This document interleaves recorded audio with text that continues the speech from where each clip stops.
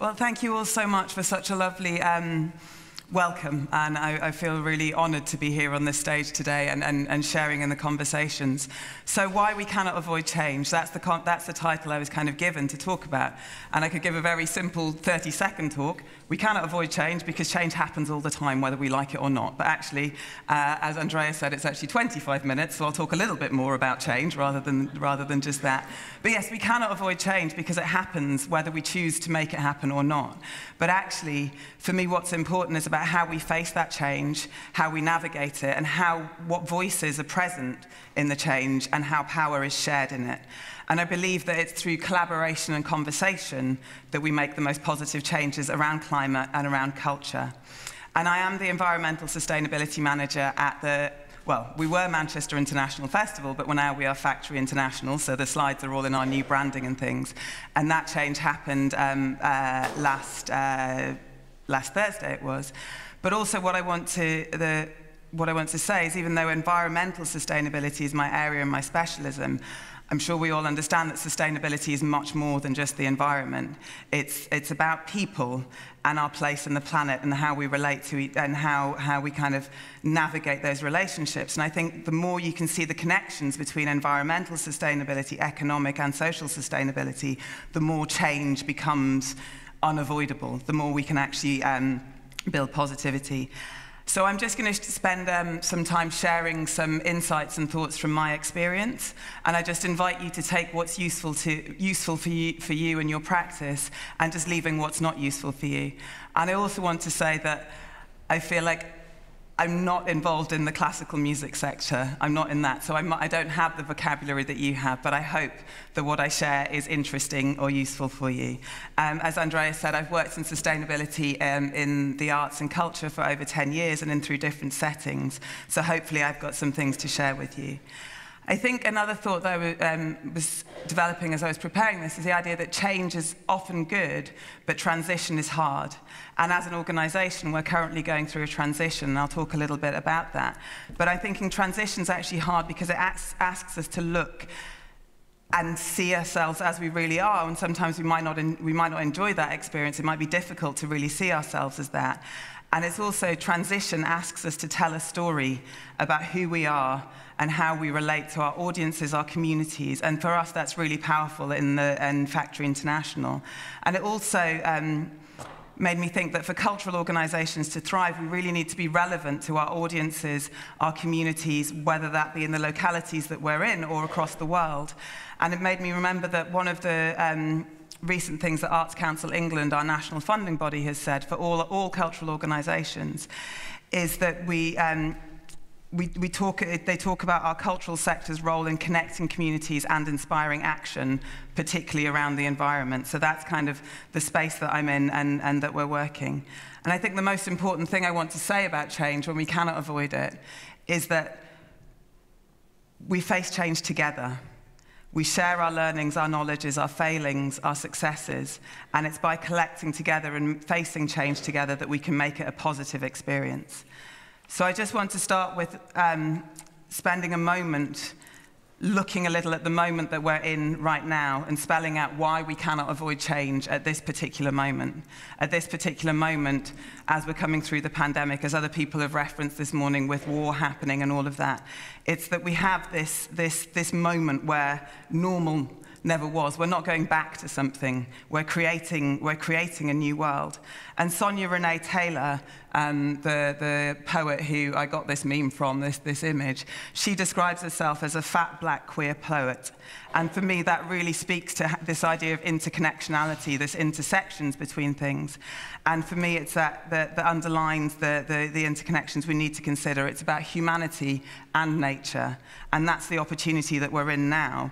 And whilst we're in this space of transition and our old ways of doing things, our old methods aren't working, it's messy and it's disorienting and it's confusing and it's tiring.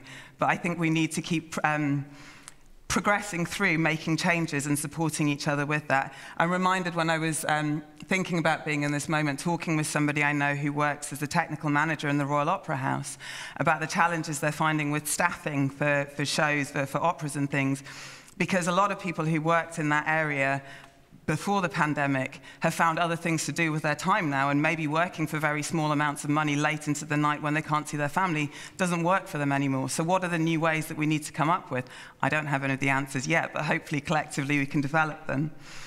And also I wanted to think that the pandemic made our audiences and our communities, because they didn't have access to the spaces that we're in, to the cultural organizations, we lost that access, so people are re-evaluating their relationship with cultural organizations, with institutions, and we have to really be thinking about what are we doing to make people's experience of us relevant? What are we doing to make it mean for them? And how can we bring those voices into the changes that we're making? And I think the cultural sector, us as organizations, should embrace our position as a space for conversations where people can come together and start talking about the world that we want to create and how it might better fit us all. I'm just going to share a few slides now about Manchester International Festival, the organisation that we were, and the kinds of work and things that we do. So Manchester International Festival has been part of the city since 2007, and it's a festival that happens every 2 years. Its main thing is that it's always new commissions, so it's work that's never been seen anywhere else, and it's work that brings together artists from different sectors. So this slide is from a piece called Tree of Codes, which premiered in MIF 15 and is choreographed by Wayne McGregor. Olafur Eliasson designed the set, and then Jamie XX, who's a pop star with the XX band, did the music for it. So MIF has always had this space where we kind of bring together high culture, popular culture, and create work in Manchester, working with lots of partners from around the world. So since 2007, we've collaborated with over 60 commissioning partners on more than 50 different shows, which have been seen in over 31 countries by nearly 1.6 million people. So this idea that as a festival, we bring the world into Manchester and then we take Manchester out into the world is very powerful for us. And here's another show that's also still touring. So Tree of Codes, which I just showed, has just recently been at the Helsinki Festival and is now in Singapore. And this is an image from the Tao of Glass, which is a collaboration between Philip Glass and Phelim McDermott, which premiered in MIF 19. Sorry, bear with me 1 second. Hair and microphone, not always a great combination. There we go. And the Tao of Glass was 10 meditations on life, death, and Taoist wisdom, performed by an ensemble of musicians and puppets. And actually, this show was co-commissioned by MIF, Improbable, Perth Festival in Australia, forgive my German pronunciation, but the Ruhrfestspiele in Recklinghausen, the Hong Kong New Vision Arts Festival, and Carolina Performing Arts at the University of North Carolina. And after premiering in Manchester, it went to Perth in Australia, and as it was in transit to Hong Kong, that's when all the lockdown happened. So it kind of was halfway through its tour. But actually that pause, I remember having this conversation with the producer, thinking about, well, if this piece tours again after the pandemic, what makes this piece this piece? Is it the performers? Is it the set? Or is what makes this show the show? And so it was really interesting thinking about how we might change how we tour because of the constraints that had come out of the pandemic. So when this piece did go to the Recklinghausen Ruhrfest space, we had an opportunity to talk with the performers, the ensemble, about travel and how they were going to be getting to Recklinghausen from the UK. And I did we were encouraging sustainable choices. So actually, of the 20 performers or so, I think maybe 10 or maybe 15 actually traveled by train to Germany rather than flying for that first time. And then more people flew back than took the train. But I think what I took from that is small change is still change. And it still should be celebrated, and it still should be supported. And that's part of the program that I'm running at Factory International about sustainable travel, about how we might change how we approach touring, how we might approach putting on shows in different places and celebrate it and trying to move to a more sustainable, more environmentally friendly option. And this next slide is some images from MIF 21. So I started with the organisation in October 2020, and thinking about environmental sustainability for that festival, I thought, well, actually, seeing as, 2021, we thought coronavirus would all be over by then, but actually the government, it was still happening while the festival happened from the 1st to the 18th of July. And government policy was always in flux about what was going to be the restrictions, or where people would be allowed. And probably until about May before the festival, our producing department was running a scenario book of 5 different scenarios for the festival and all the projects, from complete lockdown, so everything done remotely or online, to business as usual as everybody's open and able to be close to each other.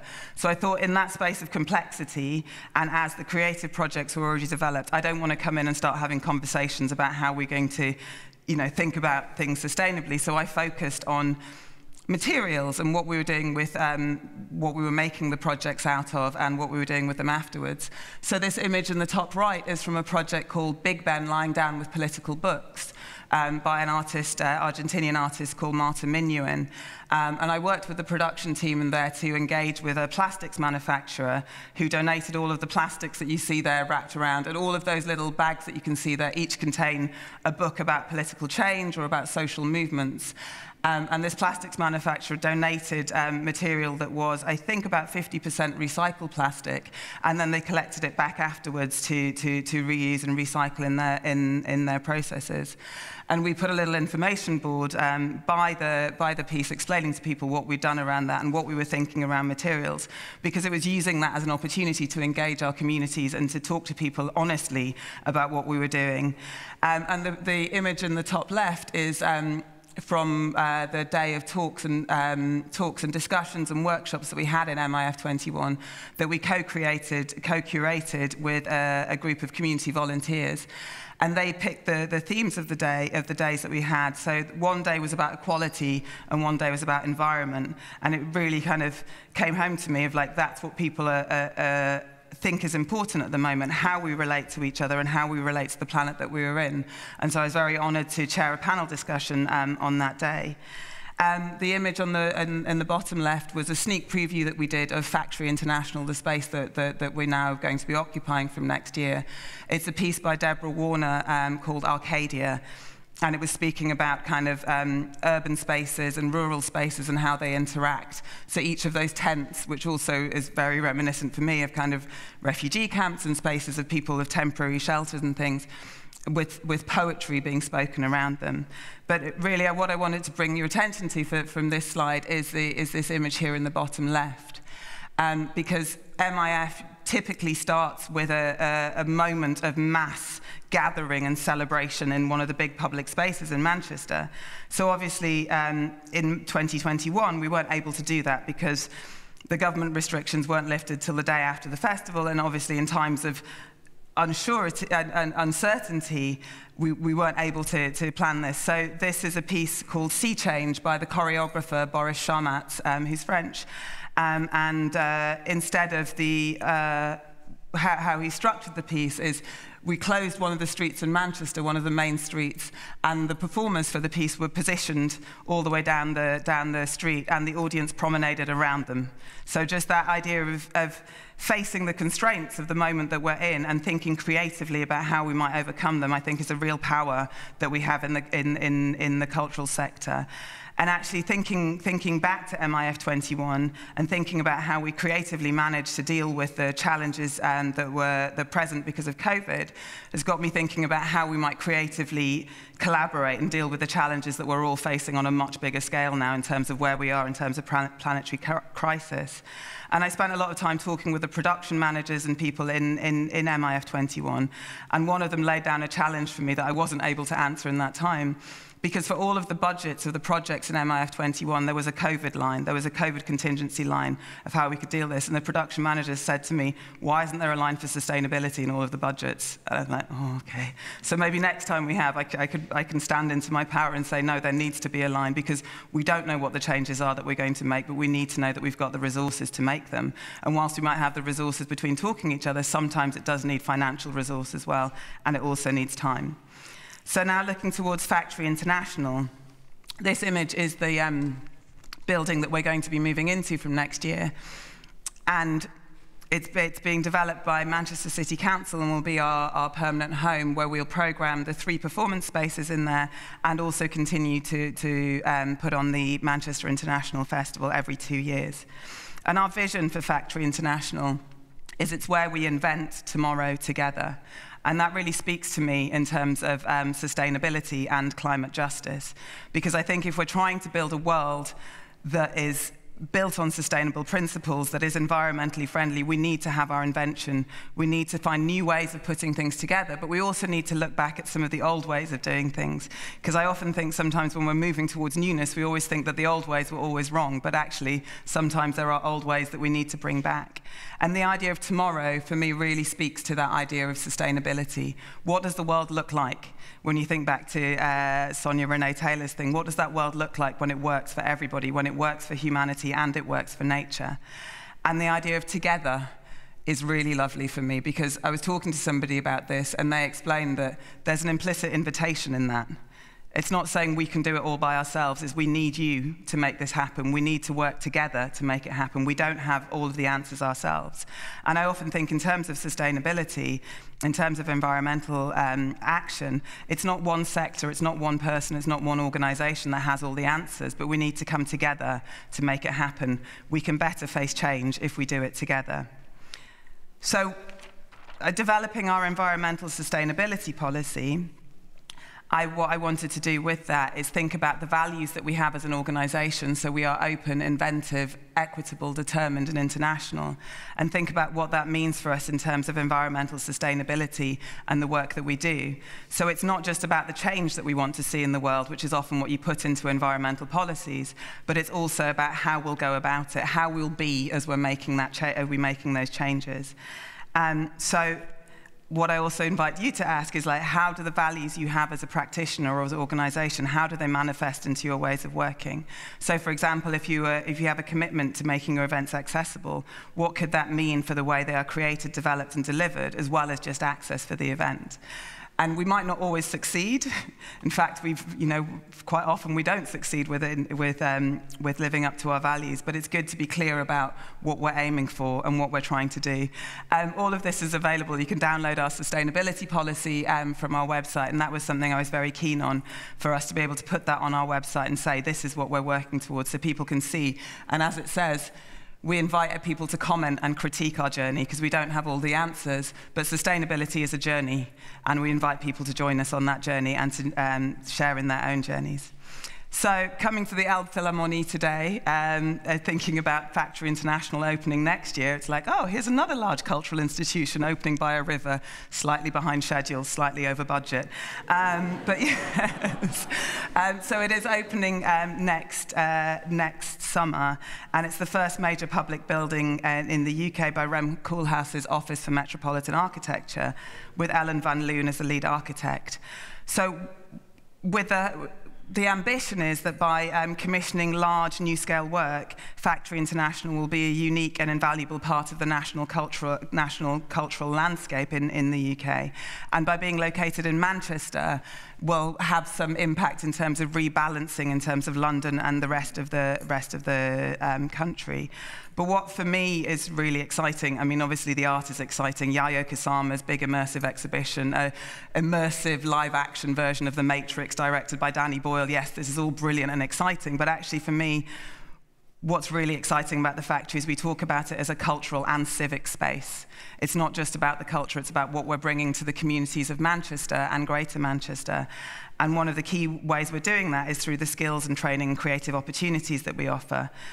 Approximately 142 new permanent jobs have been created, and there'll be 176 more jobs. And our skills and training program is called Factory Academy, and its focus is developing the next generation of technicians, producers, and arts professionals with the stated aim of diversifying the workforce in the creative and cultural industries. I don't know if it's exactly the same in Germany as it is in the UK, but quite often it's people who've gone to sort of similar schools, who have similar backgrounds, who have the same jobs, and then you realize that you're perpetuating the echo chamber. So actually, by diversifying the workforce, and Factory Academy's real focus is on people who are unemployed or of low earnings, no requirement to have any educational background. It's actually diversifying our sector, and I think helping us manage change better, because if you have different voices in the conversations about change, I feel that you can make more positive changes. I'm just going to spend a little bit of time now looking at our creative learning and engagement within our organisation, which I think will probably speak to people who work in music education. And we've done a lot of work thinking about centering creative engagement and learning within our organisation, thinking about what voices are present in our programmes and really significantly how power is shared with people, how things are done with, for, and about people, not just to people. So there's an example here of our creative learning. It's with Atmospheric Memory, which was a piece in MIF 21, which looked at came from the idea that what if the atmosphere held everything, every speech that has happened so far. And then this is Festival in My House, which was a program where people were invited to curate something like Manchester International Festival in their own home with the full production support of the festival. And I found that really exciting because it's not just about come and participate in an exciting workshop or anything. It's like here, learn the skills and tools to do things for yourself. And a real focus for our creative engagement and learning is about reducing inequality of access to the arts and advocating for culture's sake. So really living that directive from Arts Council England that all people deserve the right to be creative in their own way. And we run a number of programs around participation, around connection, and we have community representation on our boards through the Young People's Forum and the People's Forum. And just to show one of the things that's part of our opening program at Factory International, this is the welcome. And for me, this is how we manifest our values in our programming. So this is happening from November next year across all of the spaces of the building. And Factory Assembly, the group that have been brought together to develop and curate this, have been meeting since before MIF 21.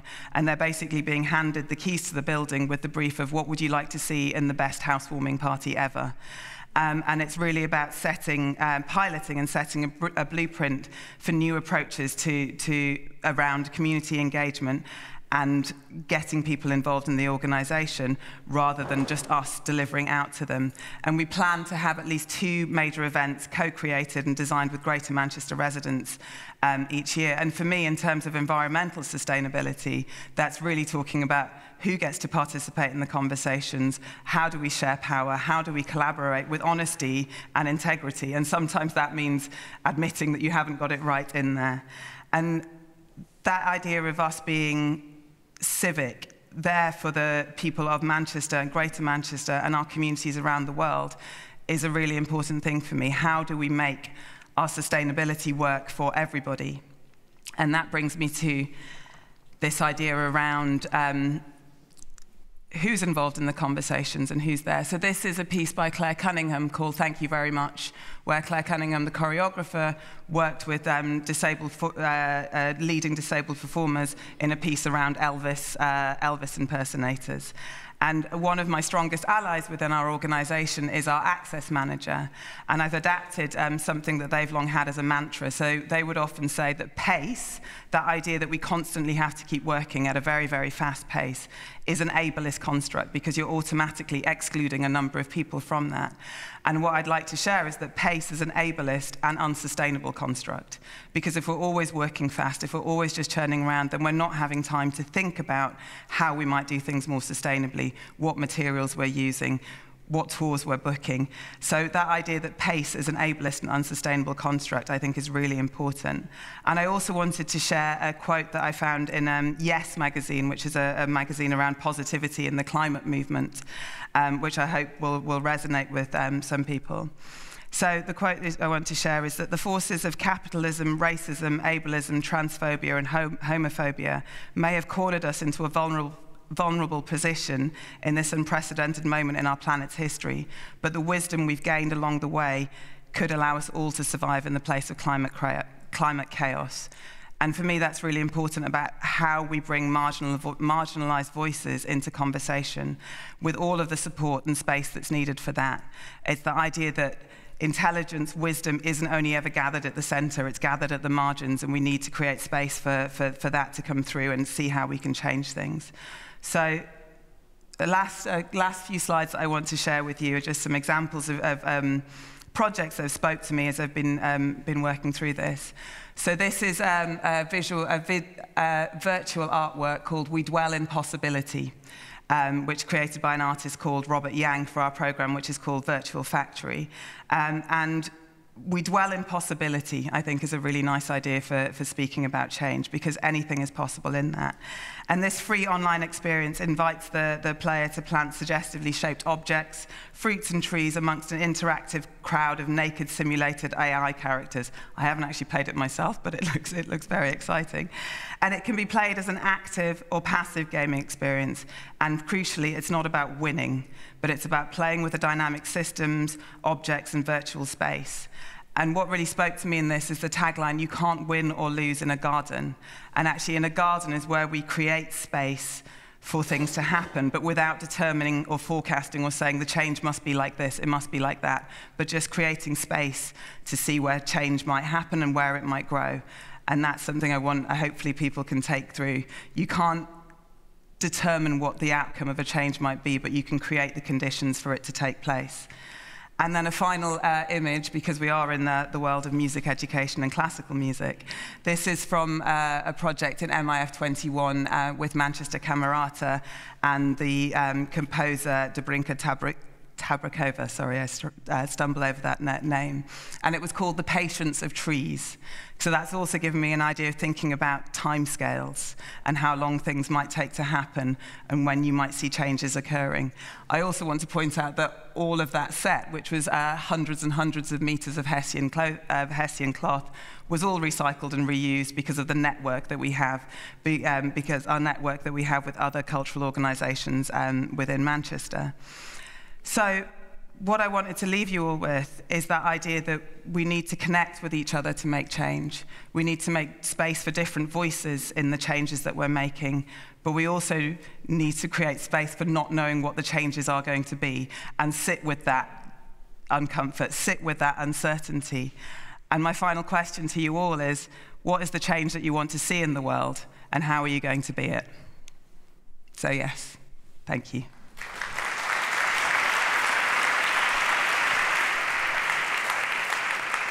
Thank you very much, Faimata. Let's dig deeper. I love that quote. You cannot win or lose in a garden. And this is a where does it come from? I don't know. It's just a quote I read in there, but it's just that idea of actually sometimes when you think about we need to make a change, you're very like focused and it's like actually it's a garden. All you can do is plant the seed. And see what happens. And actually, sorry, that's led me on to another piece of wisdom that I kind of dropped on myself one time because I was feeling anxious about, okay, I do this. You don't plant a seed and expect to see a fruit in the same season, do you? No, normally not. Do you know what I mean? No, in the virtual world, perhaps, but in the natural world, no, you don't. If you think back to our natural cycles, you plant the seed, you tend it, and then you let it grow. And you have to take care. You have to take care, but you can't control how that seed's going to grow, can you? You can't pull. No. Yeah. I start with my own questions, if I allow, and we bring the others in. When did you become very nervous when you try to be agile in not knowing what the outcome is? You know? Yeah. In making change. When last have you been really nervous about, this is a big investment, or what was it practically? What were the conditions or the situation or the project? When did your heartbeat really go fast? Because you did what you have been talking about. Yeah. So when was that? Yeah. What was so context? So it feels like a very mundane example to give, but for me, a small example of a thing. So I did a piece of work earlier this year developing a sustainable travel policy for the organization. Okay, it's a very dry way I'm going to do that. Spent some time thinking about, well, what guidelines and things should we put in the policy? Like, we're going to restrict, obviously, no flying in the UK because it's such a small country, and encouraging people to take trains when they're traveling to Europe and all of this. So that moment of spending time crafting this document and then going, oh, but how are my colleagues going to accept this? But you invented it yourself and you didn't do it in... no, okay. I tell you that idea of like taking things from there. So to develop that sustainability policy, I did some research. I looked at other sustainable travel policies, so from university departments and concert halls. And actually the process that I went through is I put all of the things in that I thought could be good to be in a sustainable travel policy. And then I asked my colleagues, like, which of these do you think we could do? And then kind of going, well, you've all signed up for this. So you should have to do it. But actually, what it means is I have to spend a lot of time like going and reminding people, and that's fine. I'm happy to be that person. Somebody once said to me, everything that's worth saying has already been said, but nobody was listening, so it's worth saying again. I think this is a good advice. Do you know what I mean? Okay, let's take that as a nugget. Next nugget. Yeah, what I would really like to know, you talk about 60 commissioning partners. Yes. Yeah, for these MIF 21 awards. So how do you decide who is a partner and sustainable in their own doing? So do you really have a red line not to be crossed? So no, we don't work with you because you are not sustainable to this and this and this identification mode, whatever.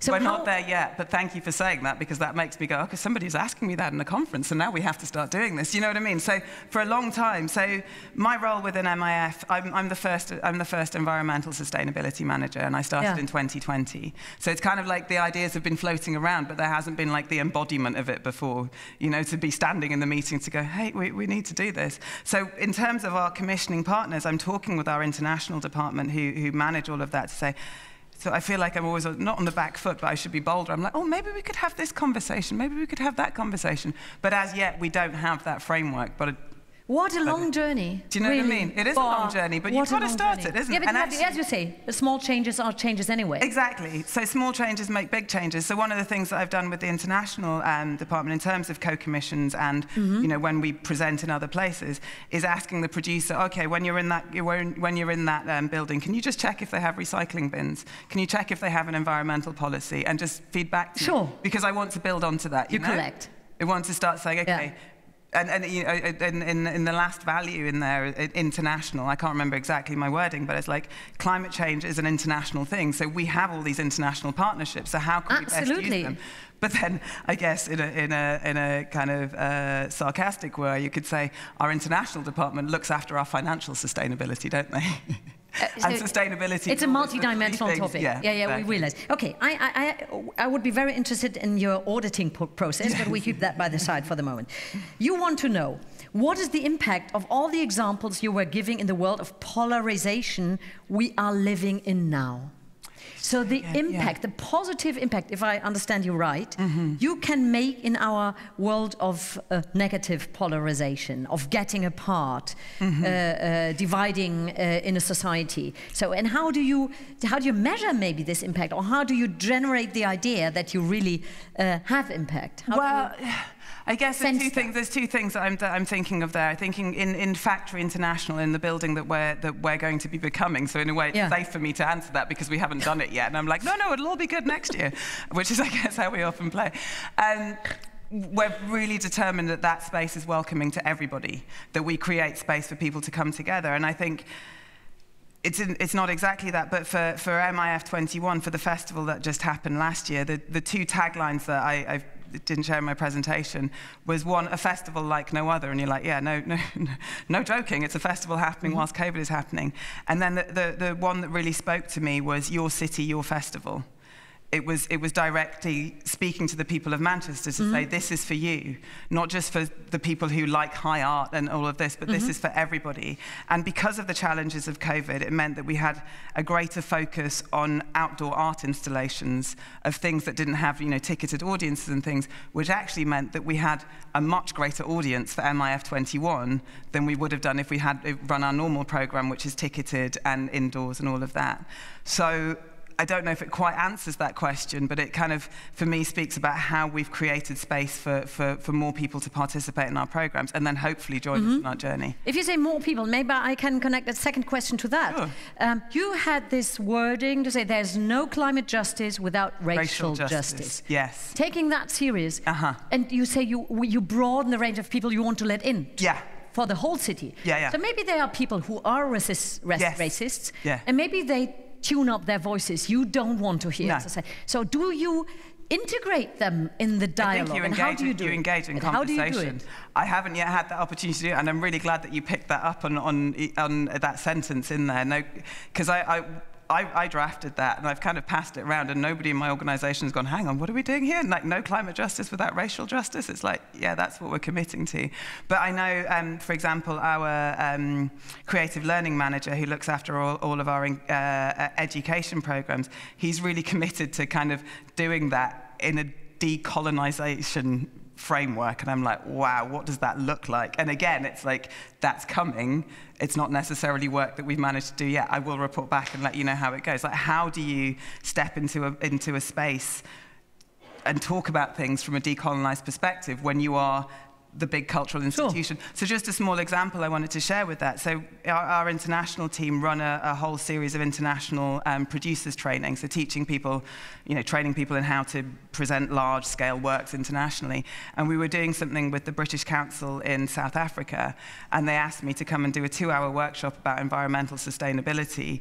And I felt really, not conflicted, but I'm originally from West Africa, but I was like, here I am as a West African speaking to South Africans through the lens of a big cultural institution based in the UK. This feels uncomfortable, So actually what I did at the start of that is I showed a picture of me in my primary school in Sierra Leone in West Africa and said, this is me, this is where I come from.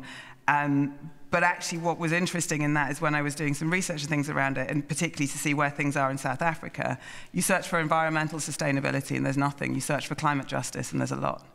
And I guess for in terms of the conversation and presentation I had, that bringing people into the conversation about what we do at MIF and Factory International, I think that's what needs to happen in terms of environmental sustainability. That, for me, is what climate justice is about, is where are the voices of people from, the global majority? How do we bring those people into conversations about the world that we want to create? How do we honour indigenous learning? How do we create space to learn from that, from our position in Europe and in the West? So, sorry, that kind of expanded. We could go on for much longer. Sure. I try to keep the time, and I want to go for your questions, but I cherish that you really deep dive into these complex issues. Which are maybe we speed up a bit because there are questions coming in. And also, I'm going to be here in the coffee break. Anyway, but your question want to be dropped for everybody. Which are the most important and difficult limits you have had to face while working for change? The most important or difficult limits? We're not talking only about money. No. What we're talking about is people's attention and people's willingness to change. I don't know if people, sorry, it feels like a very arcane reference, but I'm sometimes reminded of the St. Augustine prayer. So St. Augustine was the first Catholic missionary to England, like way back in the just after Christ.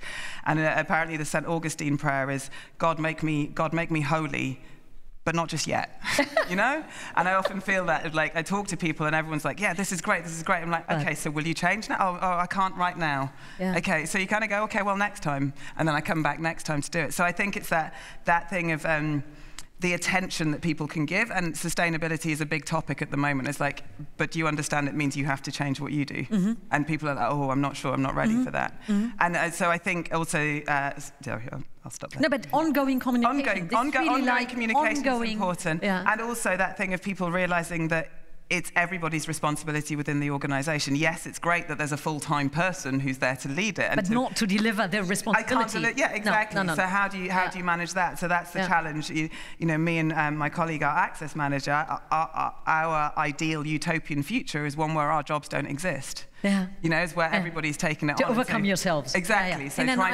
trying to empower other people to understand that they can. But maybe beyond your pension age. Maybe this won't happen in the next years. Well, we can try. We have a German question. I try to translate it into English. Which project reaches the quality definition of the factory? How would you define? Very interesting question. Yeah. How do you define quality? What do you take into account? What do we take into?